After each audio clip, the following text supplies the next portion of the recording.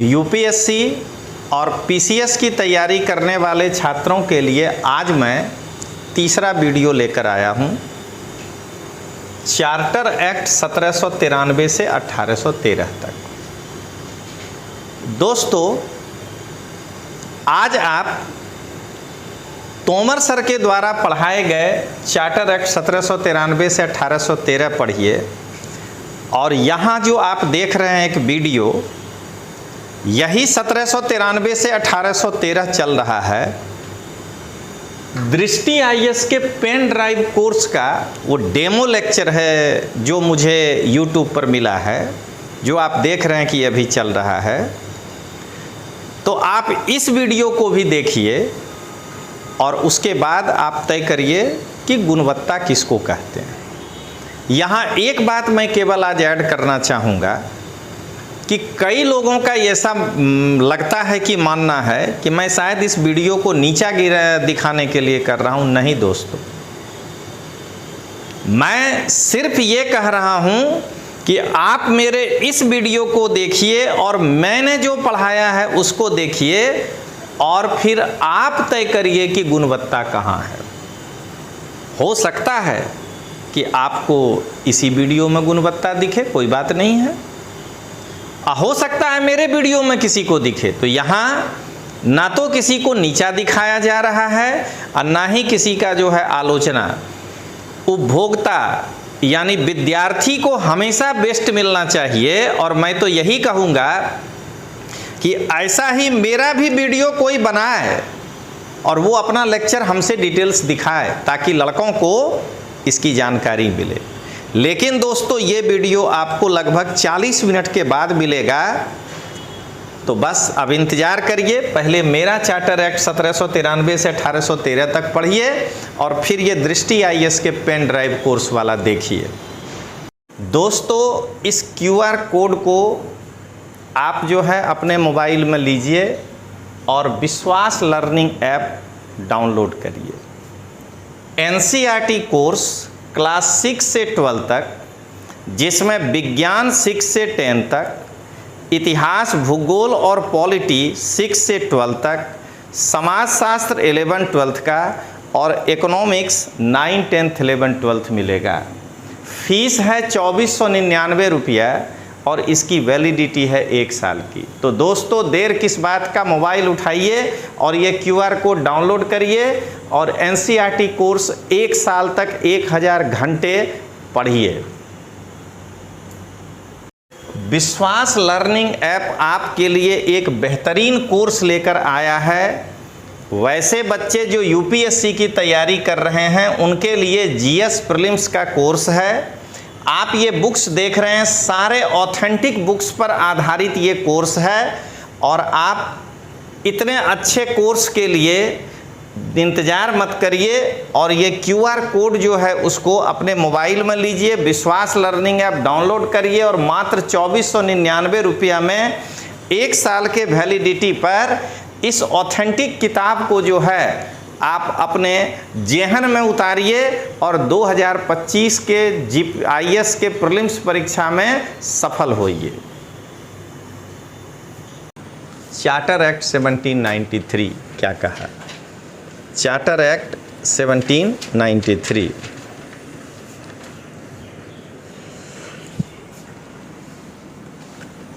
यानी कि 1600 का चार्टर, 1726 का चार्टर मेन जो है, बाकी तो कई चार्टर बताए। उसके बाद बीच में 2 एक्ट आया, रेगुलेटिंग और पिट्स इंडिया, यानी वो दोनों पार्लियामेंट से पास होकर के आया। अब फिर लग गया ईस्ट इंडिया कंपनी को कि अपने रास्ता गलत चले गए थे। राजनीतिज्ञों के तरफ जाएंगे तब 543 लोग में से 273 को मिलाना होगा। राजा की तरफ गए तो बस एक गिफ्ट ही देना होगा। राजा से चार्टर ले लो। कहीं संविधान में नहीं लिखा है कि चार्टर और इसके बीच में जो है कॉन्फ्लिक्ट होगा, तो ईस्ट इंडिया कंपनी फिर दूसरे रास्ता में चला गया। ठीक है, और इसलिए जो है वो चार्टर एक्ट आ रहा है। ठीक है, अब देखिए इसका परिचय क्या है कि 25 फरवरी, ध्यान दीजिएगा, इसके साथ लगा हुआ है एक्ट। क्या अंतर है दोनों में समझाते हैं। 1600 में केवल लिखा था चार्टर, 1726 में केवल लिखा था चार्टर। दरअसल 1793 आते आते मैंने ब्रिटेन के संविधान पे भी आपकी नज़र पैनी होनी चाहिए। वहाँ पर एक सुधारा कर दिया गया कि अगर सम्राट चार्टर जारी करता है तो उसको पार्लियामेंट में पास कराना जरूरी है, ठीक ना। पार्लियामेंट उसमें सुधारा नहीं करेगी, या तो यस कहेगी या तो नो कहेगी, ठीक ना। कारण चार्टर में सुधारा हो ही नहीं सकता है, पहले ही बता चुके हैं, वो एक पेटेंट लेटर है। तो इसीलिए अब ये कहा जाएगा जो भी इसके बाद आएगा वो चार्टर एक्ट लिखेगा राजा। पार्लियामेंट में केवल इस बात को लेकर बहस होगी कि यस और नो, ठीक ना। तो ध्यान दीजिएगा 25 फरवरी 1793 को बोर्ड ऑफ कंट्रोल के अध्यक्ष थे ये डंडास, ठीक ना। जितना उनका चेहरा बूढ़ा लग रहा है उतना वो थे नहीं, ठीक है ना। वो जो है ठंडा के कारण थोड़ा चमड़ा जो है झुर्री जैसा हो गया है, ठीक है। बाकी 40 साल का आदमी था। तो पार्लियामेंट में भारतीय मामलों के प्रशासन के प्रति संतोष प्रकट किया। जरा बताइएगा कि भ्रष्टाचार हुआ होगा कि नहीं। हम तो डॉक्यूमेंट देख के बता रहे हैं आपको कि ये आदमी संतोष प्रकट कर रहा है कि नहीं नहीं बड़ा अच्छा काम कर रहा है कंपनी, ठीक ना। और इसीलिए नया चार्टर दोहरा दिया जाए। देख रहे हैं, यानी उनको भरपूर नजराना मिला था। तो इसके कारण ये जो चार्टर एक्ट है वो पारित हुआ।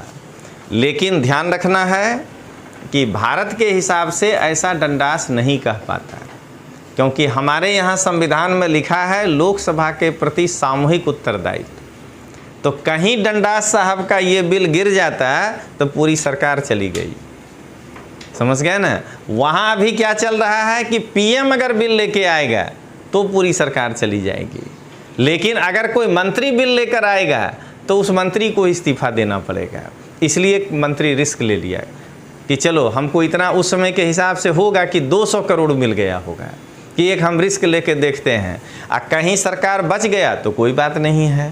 तो इसीलिए प्रधानमंत्री ये बिल लेके नहीं आया, ये बिल एक मंत्री लेकर के आया, ठीक है ना। और इन सब चीज़ों को इसीलिए पढ़ना है जो आपको हमको लगता है कि क्यों संविधान में ऐसा लिख दिया है कि लोकसभा के प्रति सामूहिक उत्तरदायित्व होगा, राज्यसभा के प्रति नहीं होगा। उसका रीज़न है, अच्छा हो या खराब जो भी। जरा ये बताइए कि ये जो पांचों चेहरा आ रहा है, बल्कि मुखड़ा कहिए इसको, पंजाब से, इनमें से एक भी आदमी है जो कि अगर एमपी का चुनाव लड़ जाए तो जीत पाएगा।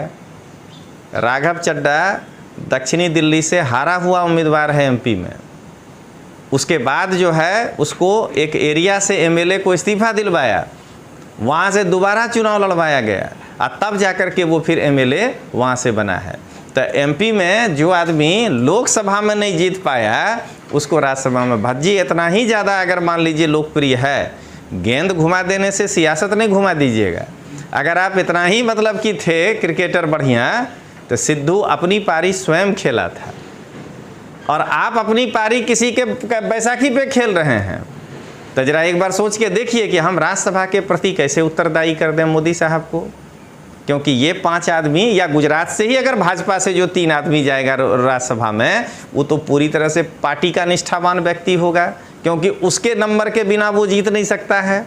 तो यहाँ पे मतलब कि चूंकि वहाँ ये हाईलाइट पंजाब हुआ है, इसलिए नाम लिए कि वो 5 आदमी से भारत की जनता कभी उम्मीद कर सकती है कि वो उनके पक्ष में बोलेगा। या जैसे आप देखें कि शिरोमणि अकाली दल में बादल की बहू जो है वो किसान के मुद्दे पर कही कि नहीं अब मेरा पार्टी आपके साथ नहीं है, मान लीजिए बीजेपी से अलग हो गई। क्या राज्यसभा का कोई मेंबर ऐसा कह पाएगा अपने ही पार्टी के खिलाफ कि नहीं हम आपके साथ नहीं हैं? राजस्थान का नाम बताइए, वो जो अपक्ष सांसद है जो कि कहा कि हम नहीं रहेंगे, हम नाम भूल रहे हैं, वो मैंने निर्दलीय चुनाव जीत कर गए हैं। एक ही है लोकसभा में जो निर्दलीय गए हैं। अच्छा, तो नाम देख लीजिएगा। क्या कहा कि हम मोदी मंत्रिमंडल से बाहर निकलते हैं, ठीक है। क्यों? क्योंकि वो भाजपा के सिंबल पे भी जीत के नहीं आया है, अपने सिंबल पे जीत के आया है, निर्दलीय। उसके पास इतना क्षमता है कि वो अगला चुनाव भी लगता है उसको कि हम जीत सकते हैं।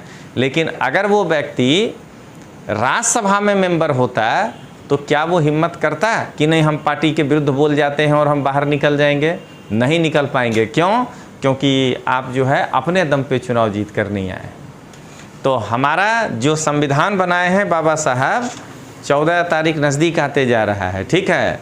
तो आप इतना भरोसा करिए कि सब कुछ को पहले 5 बार तौला गया कि इस बात को लिखने से क्या इम्पैक्ट पड़ सकता है, और उसके बाद जा कर के जो है उसको लिखा गया। कम से कम SC ST नहीं, हम तो बार बार कहते हैं कि सबसे पहले बाबा साहब के मूर्ति पर फूल महिलाओं को जाकर चढ़ाना चाहिए, किसी भी जाति की हो। अगर आर्टिकल 15(3) नहीं होता तो वो आज तक संघर्ष कर रही होती कि हमको एक टिकट भी दे दीजिए। जो कहा गया कि बेटी हूँ लड़ लूँगी, ठीक ना, तो वो कहाँ से आया कंसेप्ट कि भाई हम जो है महिलाओं को एक आधा आरक्षण दे रहे हैं, भले आर्टिकल में नहीं लिखा है।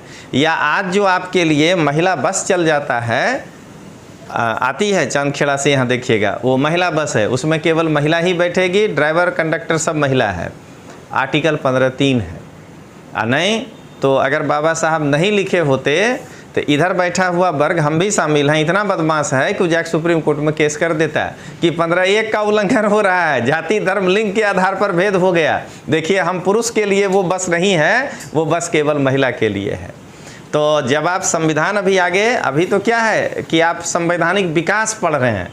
संवैधानिक विकास एक तरह से मॉडर्न इंडिया है, वहाँ नहीं पढ़ाते हैं, इसलिए आपको यहाँ डिटेल्स पढ़ा रहे हैं। बाकी जब आप आर्टिकल पढ़िएगा तब आपको एहसास होगा कि ये केवल ऐसा नहीं कि SC ST को ही जो है वो दे दिए हैं अधिकार। जितना भी डिप्राइव क्लास था, चाहे वो महिला हो कोई भी हो, सबको अधिकार दिया गया है संविधान में। तो इसके लिए आपको शुक्रगुजार होना चाहिए बाबा साहब का। तो अब देखिए ज़रा, तो चार्टर एक्ट पारित हुआ, अब आगे देखें प्रावधान क्या था। पहला प्रावधान तो यही होना चाहिए कि भाई मोनोपोली दीजिए, और क्योंकि अब ख़त्म होने वाला है, ठीक है ना। तो क्या कहा कि कंपनी के व्यापारिक एकाधिकारों को 20 वर्ष के लिए और बढ़ा दिया गया। 1793 के चार्टर का ये सबसे पहला पंच लाइन है जो परीक्षा में आएगा।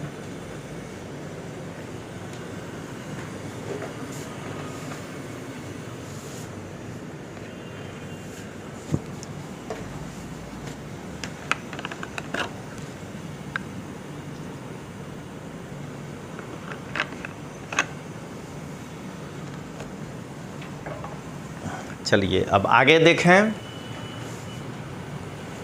बोर्ड ऑफ कंट्रोल का तनख्वाह इंग्लैंड से मिल रहा है, तो भार किसके ऊपर है? इंग्लैंड के जनता के ऊपर, क्योंकि वो टैक्स भर रहा है और उसमें से बोर्ड ऑफ कंट्रोल के 6 आदमी को तनख्वाह दिया जा रहा है। आज के हिसाब से देख लीजिए कि उस पद पर जो भी व्यक्ति होता है उसका 2.5-3 लाख रुपया महीना सैलरी होता है, यानी वो एक तरह से IAS ऊपरी अधिकारी के बराबर का आदमी है या मंत्री है। तो यानी 36 लाख रुपया महीना जो है ये कंपनी के माथे पर क्यों नहीं डाल दिया जाए? भारतीय राजस्व का मतलब ये नहीं सोचिएगा कि कंपनी वहाँ से आके हमसे वो टैक्स उगाएगा। कंपनी के पास जितना भी भंडोल है उस भंडोल में से इन 6 आदमी का तनख्वाह जो है कंपनी को देना है। तो इसका मतलब ये हुआ नियंत्रण बोर्ड ऑफ कंट्रोल के मेंबर को भारतीय राजस्व से वेतन देने की व्यवस्था की गई। तो अब हमको आपको क्यों चिंतित होना है ये समझिएगा। एनी टाइम ध्यान रखिएगा कि आप जैसे ही क्लास 3 के तैयारी के मोड में जाते हैं, इतना कहानी का ज़रूरत ही नहीं है। आप देखें कि तलाटी और ये सब आपको हम इंस्पायर करते रहे, लेकिन हम उसमें घुसने का हिम्मत नहीं किए, क्योंकि वहाँ पे बस वही पहला लाइन सफिशिएंट है कि 1793 के चार्टर में कितना साल का व्यापारिक एकाधिकार बढ़ाया गया था। लेकिन जब भी आप GPSC UPSC की तैयारी करते हैं तो हमेशा ध्यान रखना है कि किसी भी व्यक्ति से संवाद नहीं टूटना चाहिए। आप जिस जगह पे होंगे वहाँ पर क्या होगा कि सरकार के विरुद्ध में कोई व्यक्ति बैठा होगा, मान लीजिए राकेश टिकैत बैठा होगा, तो आप जो है दोनों के बीच में कनेक्टर होंगे, क्योंकि आपके तालुका में अगर कोई छोटा मोटा राकेश टिकैत बैठ गया तो सरकार पहले आप ही को कहेगा कि जाके अनऑफिशियल गप करो, ठीक है, देखो टटोलो क्या हो रहा है वहाँ पे। तो आप वहाँ पर जब जाएंगे और आप जो है अगर संवाद ही नहीं कर पाएंगे उससे, तो सरकार अगले दिन कहेगा कि काम करो, सचिवालय में करो काम, तुम इस लायक नहीं हो कि मामलतदार बन के घूमो। तो समझ गए। तो इसीलिए इस तैयारी का सबसे पहला चीज़ है कि आप अपनी बात रखना सीखिए, ठीक है ना, संवाद करना सीखिए। डायलॉग जो है अगर देख रहे हैं कि हम यूक्रेन से भी कर रहे हैं, रसिया से भी कर रहे हैं, ठीक है ना, आप कहेंगे कि कोई रिजल्ट नहीं निकलेगा, अरे नहीं निकलेगा, नहीं निकलेगा, लेकिन हम विश्व में इकलौता देश हैं जो दोनों से गप कर रहे हैं, नहीं तो बाकी सब या तो इधर का साइड लेके बैठा है या इधर का साइड लेके बैठा है, देख रहे हैं ना। इसलिए जो है जब कोई अखबार मैगजीन में विश्व के सर्वाधिक लोकप्रिय नेता का नाम आएगा तो अपने पीएम का फोटो छप जाएगा, समझ गए। यहाँ पे वो जो है विदेश नीति नहीं, हम किसी का पक्ष नहीं ले रहे हैं, वो विदेश नीति नॉन अलाइन मूवमेंट का विदेश नीति है, वो नेहरू का ही विदेश नीति है, बिन जोड़ान का। तो ये बिन जोड़ान यही कहता है कि दोनों से गप करिए, और जब आप दोनों से गप करिएगा तो वर्ल्ड को लगेगा कि यही अकेला आदमी मीडिएटर है जो दोनों के बीच में गप कर सकता है। तो इसीलिए हमेशा ध्यान रखना है कि आप किसी भी मुद्दे पर अगर ये तैयारी कर रहे हैं तो आपका बात माने या नहीं माने कोई आदमी, लेकिन आप संवाद करने से नहीं चूकिए। तो चलिए अब आगे दिखाते हैं। तो क्या देख रहे हैं यहाँ, ब्रिटिश भारतीय क्षेत्रों में लिखित विधियों द्वारा प्रशासन की नींव रखी गई। देख लीजिए, भारतीय राजस्व से वेतन मिलेगा, इनका मोनोपोली 20 साल बढ़ाया जाएगा। तो क्या देख रहे हैं, पहले जो डॉक्यूमेंटेशन किया गया कि नहीं लिख करके कि आप ऐसे ऐसे शासन करेंगे, वो जो है इसमें दिया गया। अब आगे देखें, देखिए जितने प्रकार का लोकल में, आपके साथ ऐसा क्यों होता है बार बार, कभी हाथ टूटता है कभी पैर टूटता है, मतलब वो क्रिस का तो कुछ गुण नहीं ना है आप में, नहीं आया था क्रिस 1 क्रिस 2 क्रिस 3 ऐसा नहीं ना है। अच्छा ठीक है, तब चलिए। नहीं होता है कि बस पकड़ने जा रहे हैं, भागा कूद गए ऊपर से बस में, तो ऐसा वाला तो नहीं ना है कोई गुण। अच्छा ठीक है, तब चलिए। तो अब देखिए, तैयारी में हाथ पैर भी बचा के रखना है, नहीं तो पता चला कि परीक्षा के दिन आप परीक्षा के दिन हाथे में लग गया, बायां हाथ से लिख रहे थे तो बायां में लग गया चोट, दायां से लिख रहे थे दायां, बस परीक्षा छूट गया, ठीक ना। जो आदमी सही सलामत है उसको अटेंडेंट नहीं मिलता है परीक्षा में, समझ गए। आपको नहीं कहेगा कि किसी एक आदमी को ले आइए और आप बोलिएगा ए, वो लिखेगा ए। चलिए अब उसके लिए आगे देखिए क्या कहा कि जितने भी प्रकार के कानून भारत में वायसराय बनाएगा। ध्यान रखना है, ये ब्रिटेन में नहीं होगा। बोर्ड ऑफ कंट्रोल कोई कानून बना देगा तो उसकी व्याख्या यहाँ का सुप्रीम कोर्ट नहीं करेगा, तो उस पर किसी भी प्रकार के व्याख्या का आदेश, व्याख्या करने का ज़रूरत हो तो वो 1793 के एक्ट के द्वारा दिया गया। यानी अगर आपको कहे कि न्यायिक पुनरावलोकन, देख रहे हैं ना, का अधिकार 1793 में दिया गया कि नहीं, तो यही है न्यायिक पुनरावलोकन, ठीक ना। अब देखिए क्या कहता है, उच्चतम न्यायालय को शांति व्यवस्था स्थापित करने के लिए नागरिक सेवा के न्यायिक सदस्यों, स्वास्थ्य, करों का निर्धारण करने और बिना लाइसेंस के शराब बेचने पर रोक लगाने का अधिकार मिला। देखिए क्या हुआ, न्यायपालिका से कार्यपालिका का काम करवाने लगे।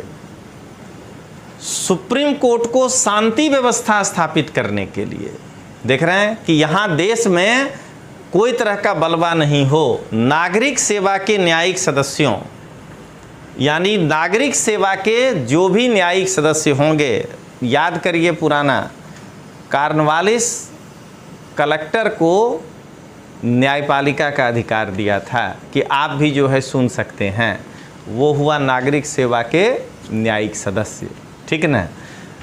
स्वास्थ्य और शुल्क के निर्धारण के लिए या लाइसेंस नहीं हो तो आप शराब नहीं बेच सकते हैं, इसका अधिकार सुप्रीम कोर्ट को दिया गया है, ठीक है। लेकिन वो अपने आदेश में ये लाइन जरूर लिखेगा कि लॉ एंड ऑर्डर मेंटेन करने के लिए हम ये आदेश पारित कर रहे हैं। अब आइए अगला, चार्टर एक्ट 1813।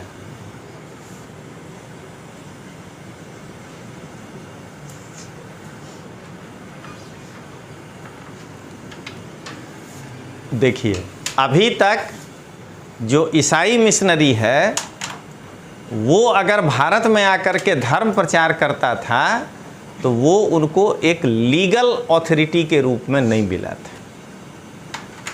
अब इस चार्टर के द्वारा कहा गया कि ईसाई मिशनरी जो हैं वो भारत में आकर के व्यापार ये अपना धार्मिक प्रचार कर सकते हैं। तो ये लाइन बहुत इम्पोर्टेंट है। ये वन लाइनर क्वेश्चन कई बार परीक्षा में पूछा है। जिस समय जीपीएससी वन लाइनर होता था 2014 तक, तो यहाँ भी पूछा है और कम से कम 2 राज्य में हमको सबसे ज़्यादा पढ़ाने का मौका मिला। एक अपना बिहार वाला जब दिल्ली में थे, और राजस्थान तो आप देख रहे हैं कि कोरोना के पहले तक जो हमको कोरोना हुआ उसमें योगदान राजस्थान का है। हम एक होटल में जाके रुके थे, पढ़ाने गए थे अजमेर, तो वहीं से होकर आया था। तो राजस्थान पढ़ाने का मौका है सबसे ज़्यादा। राजस्थान का तो एक एक सवाल हमको याद है कि कौन साल क्या पूछा है। उसका भी एक कारण है, 2003 से लेके अभी तक में 4 बार परीक्षा हुआ है। तो जब 4 बार परीक्षा हुआ है तो 4-5 क्वेश्चन याद करना कौन भारी बात है, समझ गए। ये भी हर एक साल नहीं होता है। इसीलिए जो कल आपको समझाए थे कि 2022 का जीपीएससी या तो निपट लीजिए और नहीं तो 23 आपको निपट लेगा। 23 में सिवाय जो है पूरे 1 साल तैयारी करने के अलावा कुछ नहीं करिएगा, कोई फार्म नहीं आएगा। 24 में जाकर के फिर फार्म आएगा। ये आपका अंतिम अवसर है 22 के लिए। तो वैसे ही राजस्थान वालों के लिए है कि उनका आरएएस अगस्त में नोटिफिकेशन आ रहा है।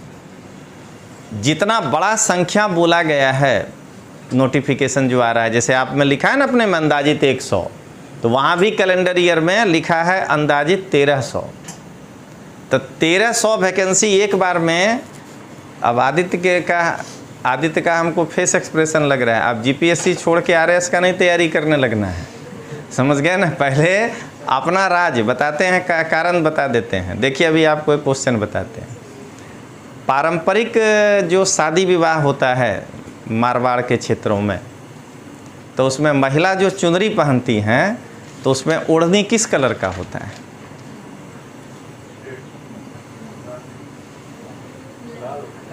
लाल होता है, समझ गए। इतना दूर तक का सवाल वहाँ आता है, समझ गए। तो इसीलिए ये अगर किताब खोलेंगे तो इनको दिमाग में पिक्चर आने लगेगा कि अब इनके दिमाग में आ रहा होगा कि हाँ कोई शादी अटेंड किए होंगे तो उसमें जो परंपरागत महिलाएं आती हैं ड्रेस पहन के, उसमें लाल कलर का होता है, ठीक है। ज़रा देखिएगा अंतर, जो साफा बांधते हैं तो मारवाड़ में जो जाट समुदाय साफा बांधता है और जो राजपूत समुदाय साफा बांधता है, दोनों में फ़र्क आता है। दोनों के साफा के कलर में फ़र्क होता है। फिर बताते हैं, ये जो अभी हम लोग जाते हैं, हमको भी पहनाया था, हम एक सेमिनार में गए थे, वो वाला नहीं देखिएगा, समझ गए। वो तो फिर हो गया आधुनिक साफा। कोई जाति का सम्मेलन हो, उसमें जो ऊपर बैठते हैं मंच पे, उस जाति के आगेवान जिसको आप गुजराती में कहते हैं, उनको जो कलर का साफा पहनाया गया है वहाँ से कलर परिलक्षित होगा, ठीक है ना। कोई अगर राजपूत का सम्मेलन है उसमें जो पहनाया गया है तो वहाँ से कलर का परिलक्षण होता है। अब ये नहीं कि एक सांस्कृतिक सम्मेलन था, सरकार के द्वारा आयोजित किया गया था, उसमें आपको मुनीम साफा पहना दिया था, आपको ये नहीं। जातिगत सम्मेलन जब हो तो उसमें जो पहनते हैं, ठीक है। आप देखिएगा गुजरात में पैजामा वाइट ट्रेडिशनल ड्रेस है, ऊपर से कुर्ता, लेकिन आप देखिए कि जो लोकल हैं वो देख के कह दीजिएगा कि पटेल काका जा रहे हैं, आई भरवाड़ काका जा रहे हैं, समझ गए। आप जो यहाँ के लोकल हैं वो देखते ही कह दीजिएगा कि ये दोनों जा रहे हैं, ठीक ना। एक ही तरह का ड्रेस पहने हुए होंगे, लेकिन आप कह देंगे अगर वो ट्रेडिशनल होगा तो ये रबारी समाज की महिला जा रही है, वो ड्रेस देख करके ये दरबार समाज की महिला जा रही है।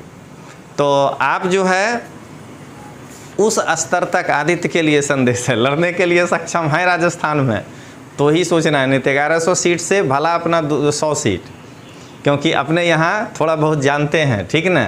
तो वहाँ भी कम बड़े बड़े लोग नहीं हुए हैं, उमाशंकर जोशी और ये सब। तो साहित्यकार का भी प्रश्न आ जाएगा, समझ गए। जितना देसी राजवंश इधर है तो उससे ज़्यादा देसी राजवंश उधर है। तो उधर तो एक जो जोधपुर वाले हैं उनका लिस्ट नहीं निकाल पाइएगा कि मना कौन राजा क्या काम किया है। तो इसीलिए 1100 सीट के पीछे नहीं भागना है, और भागना है तब फिर एक मोटा इसमें प्रचार हो जाएगा। हम बता चुके हैं, उस प्रकाशन का राजस्थान का इतिहास संस्कृति वाला किताब पढ़ना होगा उसके साथ, समझ गए।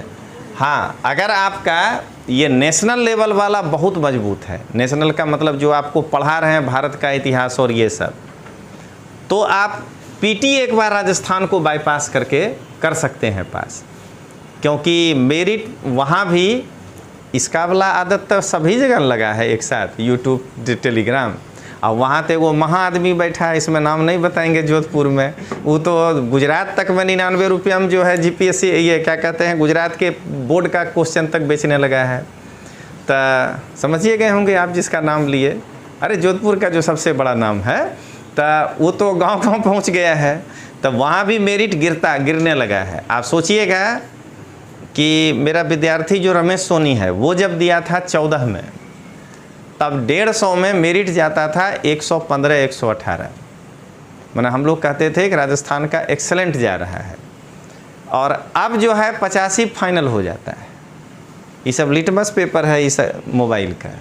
तो अब 85 अगर जाता है तो अब आप लड़ सकते हैं, क्योंकि 100 से 110 प्रश्न आपका ये नेशनल ही होगा। 40 क्वेश्चन जो है वो आपको राजस्थान का अड़ना पड़ेगा। तो चलिए अब आगे देखें। तो सबसे पहले ईसाई धर्म प्रचारक को लाइसेंस मिला था। दूसरा देखिए क्या कहता है, कंपनी के व्यापारिक एकाधिकार को समाप्त कर दिया। एक्चुअली कंपनी को घमंड आ गया था। आपको बताए थे मॉडर्न इंडिया में कि कंपनी क्या कहते हैं, सांसद तो छोड़िए मंत्री तक को बेइज्जत कर देता था कई जगह सार्वजनिक मंचों पे। बेइज्जत का मतलब प्रोटोकॉल, उसमें कोई गाली गलौज नहीं होता है। बीच वाला कुर्सी पर जाकर बैठ जाता था डायरेक्टर और कहता था कि हाँ ये हमारा अधिकार है, समझ गए। तो इस कारण से कहा कि कोई बात नहीं है, अब तुम्हारे व्यापारिक एकाधिकार को हम समाप्त कर देते हैं।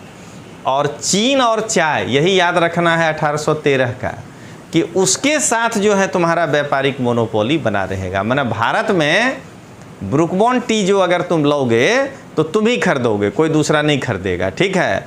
और चीन के साथ अगर किसी भी प्रकार का व्यापार हुआ तो उसमें इंग्लैंड के और कोई लोग नहीं जा सकते हैं।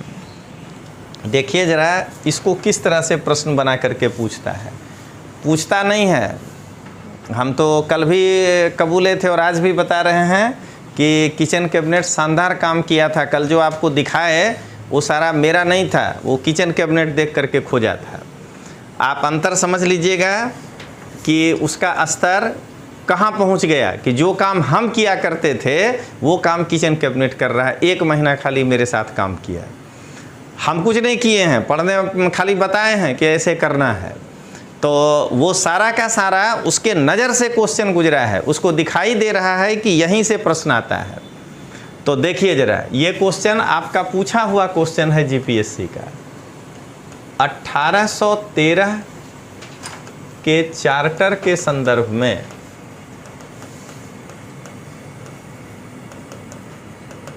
निम्न कथनों में से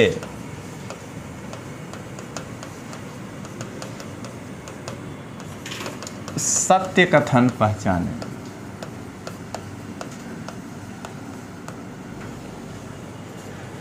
आपका ऐसे था सवाल कि 1813 चार्टरना संदर्भ में नीचे माथी कयु विधान खोटू छे, ठीक है ना। गुजराती में ऐसे करके वर्ड दिया था।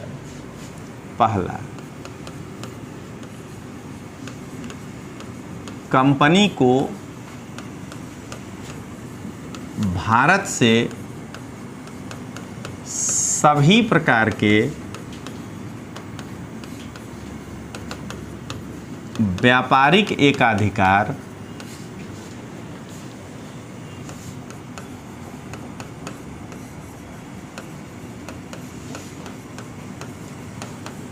समाप्त कर दिया गया।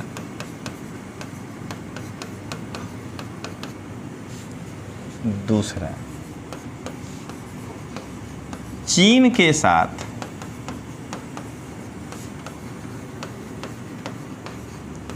कंपनी का व्यापारिक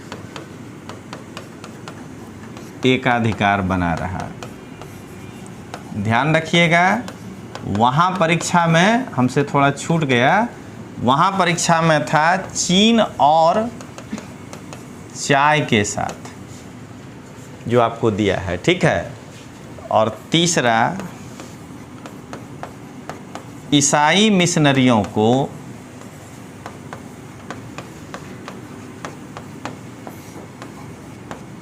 भारत में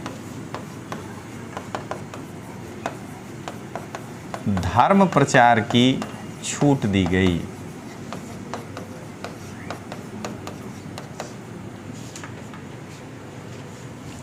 ए 1-2 बी 1-3 सी 2-3 डी 1-2-3।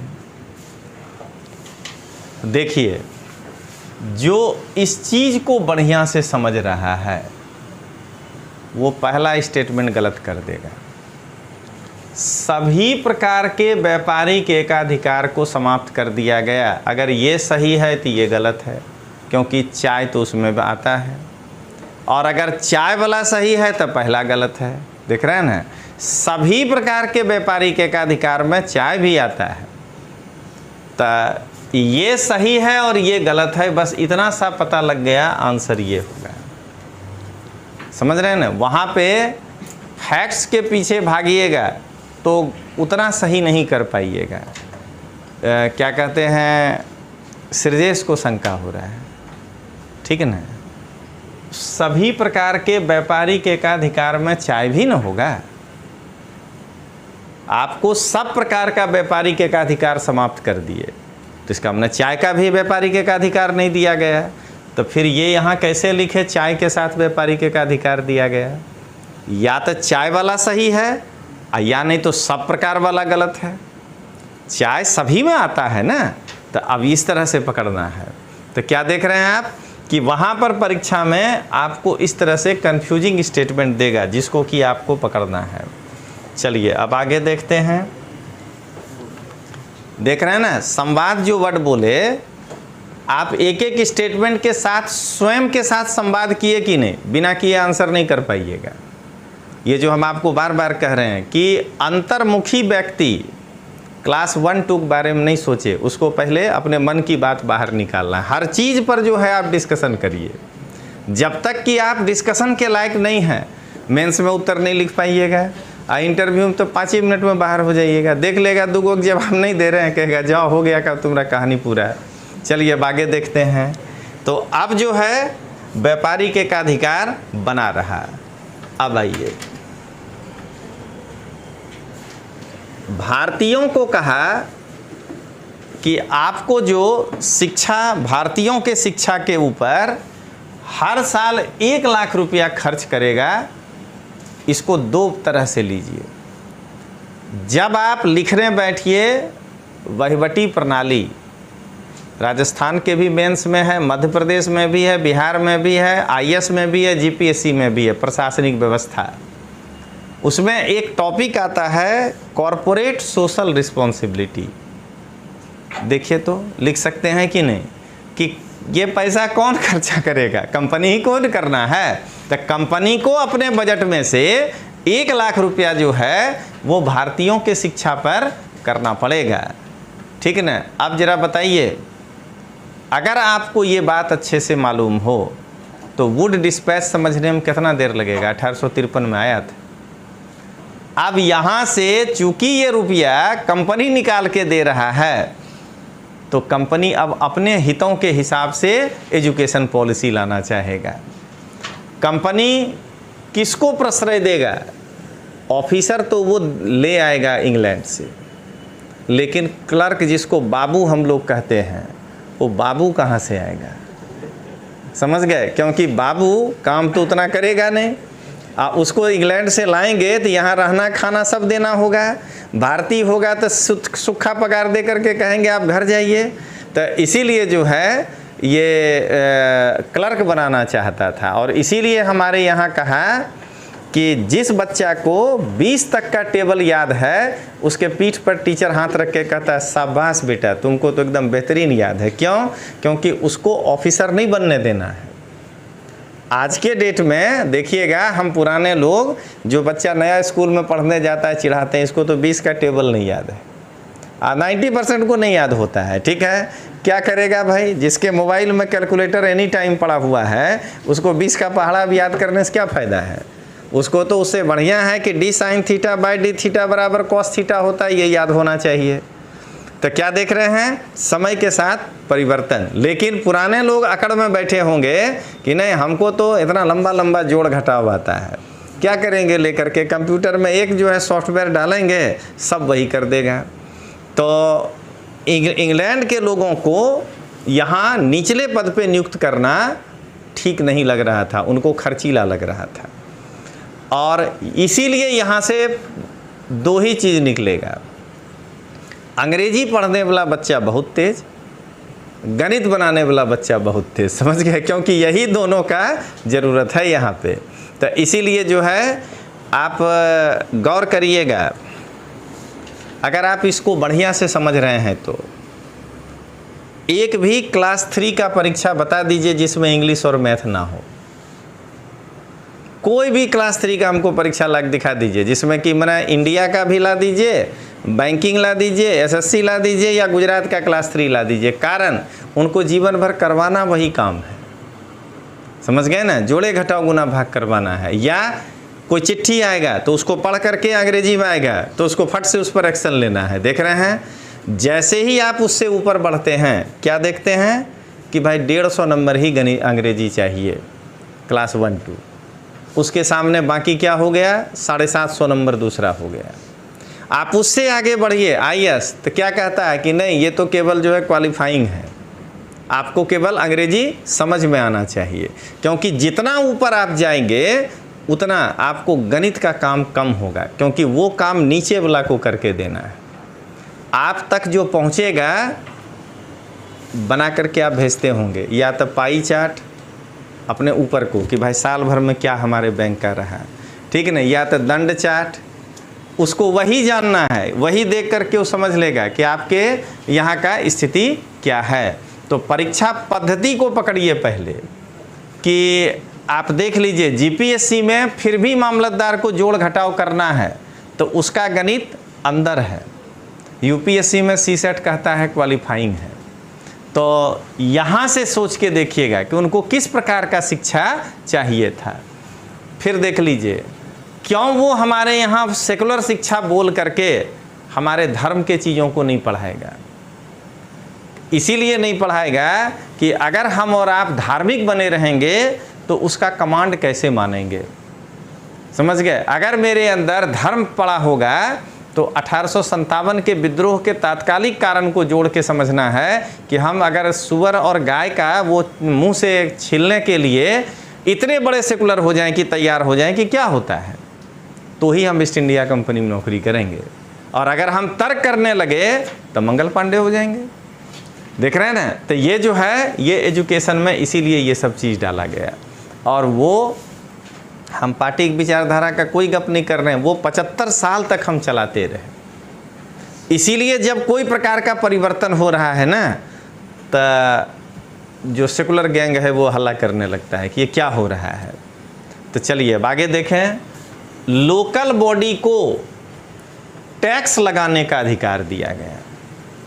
अगर क्या कहते हैं अहमदाबाद म्युनिसिपल कॉरपोरेशन ये हाउस टैक्स नहीं लेगा तो बिजली पानी सड़क कहाँ से लाएगा वो? तब फिर वो क्या होगा, वो निर्भर हो जाएगा केंद्र पे। केंद्र का ग्रांट आएगा तो जाकर के वो बना पाएगा। तो इसलिए कहा गया कि लोकल बॉडी अपना काम खुद करे, छोटा मोटा जो है उसके लिए वो टैक्स लगा सकता है। कलकत्ता, बम्बई और मद्रास के सरकारों के द्वारा निर्मित विधियों का ब्रिटिश संसद द्वारा अनुमोदन अनिवार्य। कहाँ पहुँच गए हैं? 1813।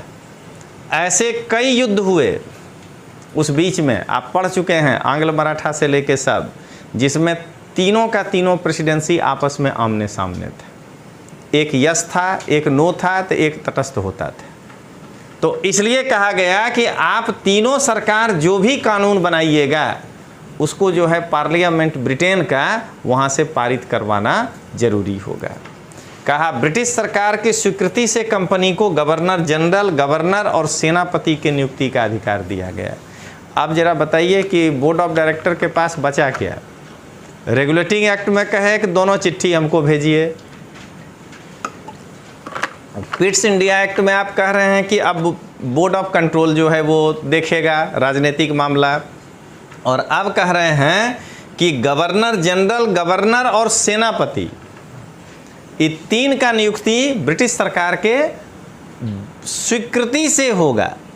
इसका मतलब कि वह व्यक्ति कहीं न कहीं यहाँ भले गवर्नर जनरल है लेकिन वो ब्रिटिश सरकार का लॉयल हो गया, क्योंकि उसके स्वीकृति के बाद उसको नौकरी मिला है। तो एक तरह से आप एक क्वेश्चन देखिएगा, हिस्ट्री में पूछा था कि यद्यपि कंपनी के शासन का अंत 1857 के विद्रोह के कारण हुआ था, परंतु यह प्रक्रिया पहले से प्रारंभ हो चुकी थी। और चर्चा करें उसके बाद, तो क्या देख रहे हैं, पहले से यह प्रक्रिया प्रारंभ हो चुकी थी। अब जरा बताइए कि पीटी का जिसके पास इतना फैक्ट्स नहीं होगा वो इस प्रश्न को हाउ टू राइट आंसर सीखने के बाद भी क्या लिख पाएगा, ये सोचिएगा। इसीलिए पहले आप अपने अंदर जो है इस फैक्ट्स को समाहित करिए, तब जाकर के आप बता पाएंगे कि देखिए पूर्ववर्ती वो कौन कौन से आदेश थे जो कंपनी के अधिकारों को कटौती करना शुरू किया। तो रेगुलेटिंग एक्ट का एक, पिट्स इंडिया का एक, 1793 वाला एक, फिर 1813 में से 2-3 ले लेंगे, ठीक है ना। उसके बाद जो है 1833 को पकड़ेंगे, भी आगे पढ़ेंगे। तो ऐसे करते हुए जो है हम 200 शब्द में दिखा देंगे और अंत में कह देंगे कि 1857 का विद्रोह जो है वो उनको एक मौका दे दिया संसद को कि नहीं, अब हम अगर पूरा का पूरा सत्ता अपने हाथ में ले लें तो कंपनी कुछ नहीं कर पाएगी, क्योंकि कंपनी के विरुद्ध नकारात्मक वहाँ इंग्लैंड में लोगों में मैसेज जा रहा था। इसलिए कंपनी को वहाँ के जनमानस से कोई सहानुभूति नहीं मिल पा रहा था। तो अगर सरकार चाहता, जो चाहा, तो वापस ले लेने पर भी कोई विरोध का सामना वहाँ नहीं करना पड़ता। तो ये जो है आंसर है इसका। 1793 का चार्टर अधिनियम। बोर्ड ऑफ कंट्रोल कब बना था, कुछ याद आ रहा है भाई? किस एक्ट में बना था? कई बार प्रश्न पूछा जाता है। पिट्स इंडिया एक्ट में बना था 1784। तो बोर्ड ऑफ कंट्रोल का वेतन क्या किया जाने लगा?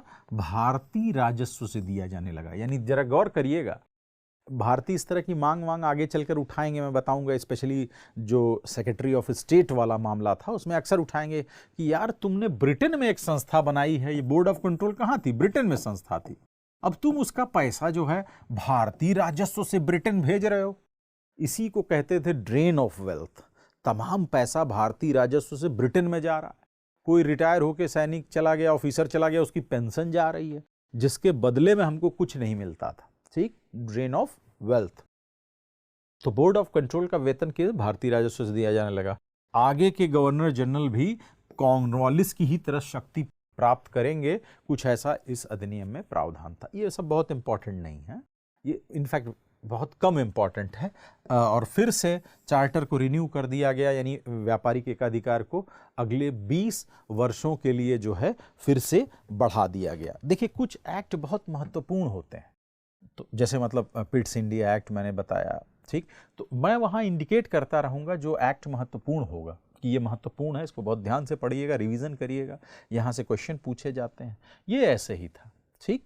तो आइए अगले एक्ट्स की ओर चलते हैं, ठीक, तो जो एक्ट मैं बताऊंगा बेसिकली उसी पे आप कंसंट्रेट करिएगा, बाकी को ऐसे ही एक बार बस रिवीजन करिएगा। इसके बाद के एक्ट इंपॉर्टेंट होंगे 1823, 33, 53, इस तरह के एक्ट इंपॉर्टेंट होंगे। ठीक, उनसे प्रश्न भी पूछे जाते हैं ठीक ठाक। 1813 का चार्टर अधिनियम बहुत इंपॉर्टेंट है, कई बार प्रश्न पूछा जाता है। एक तो रिन्यू किया गया 20 साल, ये बहुत महत्वपूर्ण नहीं है, 20-20 साल रिन्यू होगा। जैसे 33 में 20 साल हो गया, 53 पहुंच गया, 53 में रिन्यू नहीं होगा, मैंने आपको बताया। ठीक, अब वो नियम नहीं कि हर बार 20 ही साल के लिए रिन्यू होना है, ये मत समझ लीजिएगा। हाँ, लेकिन होता था ऐसा। व्यापारिक एकाधिकार समाप्त कई बार बता चुका हूं, चीन और चाय को छोड़कर। इस चीज पे थोड़ा सा गौर करेंगे आप। क्या गौर करेंगे? एक चीज आपको बता देता हूं कि कंपनी का व्यापारिक एकाधिकार समाप्त कर दिया जाता है। अगर आपसे प्रश्न पूछा जाए, जरा प्रश्न सुन लीजिए, आपसे प्रश्न पूछा जाए किस एक्ट के द्वारा कंपनी का व्यापारिक एकाधिकार समाप्त कर दिया गया, ऑप्शंस हैं 1813, 1833, 1853 और 1858।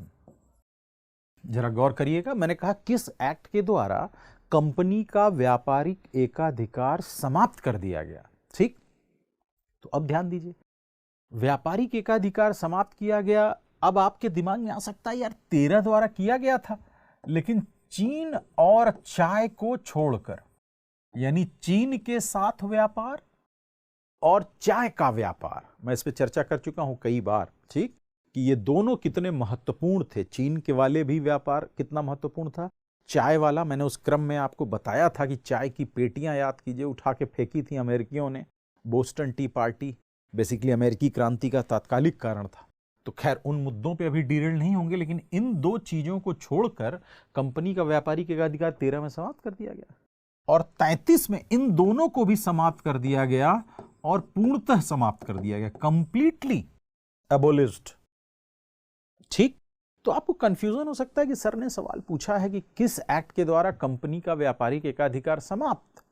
ठीक, तो आपको लगता है कि समाप्त तो यार इसके द्वारा हुआ है, ऐसा कुछ लोगों के दिमाग में कंफ्यूजन आ सकता है, लेकिन ऐसा नहीं करना है। जब तक व्यापारिक एकाधिकार का मतलब यह हुआ, जरा समझिए, दोनों चीजें मैं बताता हूं। व्यापारिक एकाधिकार, कॉमर्शियल मोनोपोली, इसका मतलब यह हुआ कि हमारी मोनोपोली है, हम सिर्फ व्यापार हम ही करेंगे और कोई कंपनी नहीं आएगी। लेकिन वो चीज कब खत्म हो गई थी? 1813 में, यानी अब अन्य कंपनियों को भी इजाजत मिल गई। बहुत गौर करिएगा, वो चीज क्या हो गई? खत्म हो गई कि अब अन्य कंपनियों को भी इजाजत मिल गई। ठीक, तो पहली चीज, जब तक प्रश्न में यह ना हो कि पूर्णतः कब समाप्त किया गया, यानी ये शब्द जब तक न देख लें तब तक 33 को टिक नहीं करिएगा। कंफ्यूजन होता है एग्जाम में, बार बार बता रहा हूं। यानी जब आप देखें कि पूर्णतः कब समाप्त कर दिया गया, कंप्लीटली एबोलिश कब किया गया, जब आप वो देखेंगे तब आप 33 टिक करेंगे। और बाकी मैंने कॉन्सेप्ट समझा ही दिया कि व्यापारिक एकाधिकार तो इसी में समाप्त हो गया था, यानी अदर कंपनीज को इजाजत मिल गई, यानी व्यापारिक एकाधिकार समाप्त। लेकिन चीन और चाय की वजह से आपका दिमाग में जाता है, ये पूर्णतः वाले पे चला जाता है।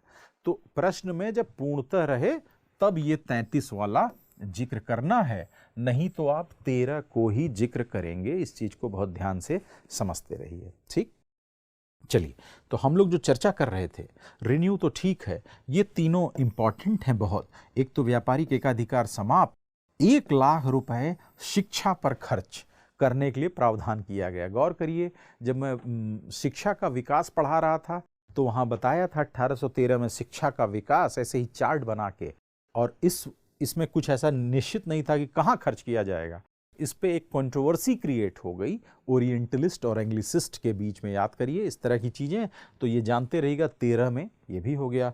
और इसी समय ईसाई मिशनरियों को भी छूट मिली भाई भारत आने के लिए। ठीक, तो ये तीनों इंपॉर्टेंट हैं, इनसे कई बार प्रश्न पूछे गए हैं क्योंकि कई चीजों से जुड़ते हैं। ठीक, तो व्यापारिक एकाधिकार, ये तीनों दिमाग में रखिएगा, प्रश्न आते हैं।